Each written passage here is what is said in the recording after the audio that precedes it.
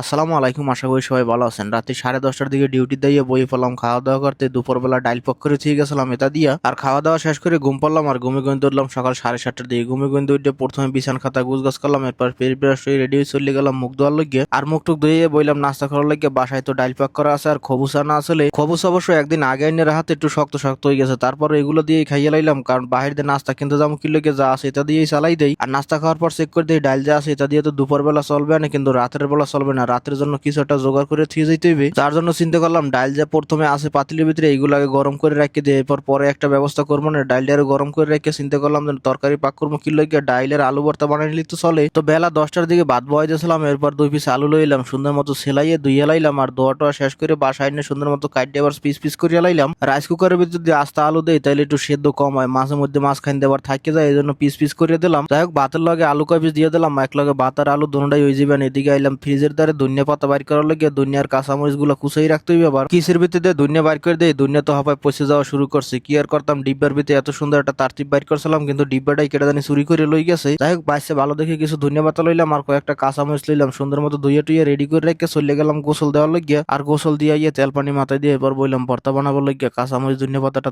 ধুইয়া রেডি করে রাখছিলাম, এগুলো কুচাইতে হবে। ধনিয়া পাতা দিয়ে বেশি হয়ে গেছে, অর্ধেক পরিমাণ আবার রাখতে দিলাম। আলু ভর্তার ভিতরে বেশি ধনিয়া পাতা দিলে আবার ভালো লাগবে না, এই জন্য অল্প করে ধনিয়া পাতা দিলাম। আর কাঁচামরিচ পেঁয়াজ সবকিছু কুচাই রেডি করে ফেলাইলাম। এরপর ভিতরে দিলাম হিমালয়ান সল্ট, যাতে স্বাদটা একটু ভালো হয়। আর নর্মাল লবণ অল্প করে দিয়ে দিলাম। এরপর ভিতরে আবার অল্প করে একটু সরিষার তেল দিয়ে দিলাম। আর সবকিছু সুন্দর মতো একদম মাখাই রেডি করে ফেলাইলাম। এরপর রাইস কুকারের ভিতরে দিয়ে বাইর করলাম আলু। আর আলুগুলো বাইর করে যখন ডলা দিলাম দেখি আলুগুলো যা সেদ্ধ হয়েছে একদম কায়দার রকমের। যাই হোক সব ডলা দিয়ে একলাগে মিক্স করে ফেলালাম আর রেডি হয়ে গেল আলু ভর্তা। আর মাশাল্লাহ স্বাদ যা হয়েছে একদম এক নাম্বার টেস্ট হয়েছে। একটু পোড়ামরিচ দিতে পারলে আরো ভালো হতো। যাই হোক এবার বই পড়লাম দুপুরের খাবার দাবার খাইতে, আর অর্ধেক পরিমাণ আলু ভর্তা রাখতে দিলাম আবার রাত্রে খামোন। আর এদিকে ডাইলের আলু ভর্তা দিয়ে খাওয়া দাওয়া শেষ করলাম। আর দুপুরে খাওয়া দাওয়া শেষ করে এবার 2:30টার দিকে আবার আস্তে আস্তে রেডি হলাম ডিউটি যাওয়ার জন্য। সবাই দিয়ে সিঁড়ির ভিতরে খাড়াই হয়েছে, গাড়ি এখন পর্যন্ত আহে নাই। আর একটু পরে দেখে দেন মাশাল্লাহ আজকে তো বড় গাড়ি রেডি হয়ে গেছে, সবাই গাড়ি তুলতে চলে এলাম ডিউটিতে। আইয়ে প্রথমে ফিঙ্গার লাগাইলাম, এরপর অফিসের ভিতরে টুকটাক কাজ কাম করে আইয়ে বইছিলাম। এর ভিতরে নিচে একটা আবার কেটে জানি হালুয়ার প্যাকেট রাখি গেছে, দিনে যে কাজ করতে হেমনে কায় রাখি গেছে, রাখি যেতে গেছে আমাকে জন্যই রাখি গেছে, নেওয়ার হইলে লই যেত।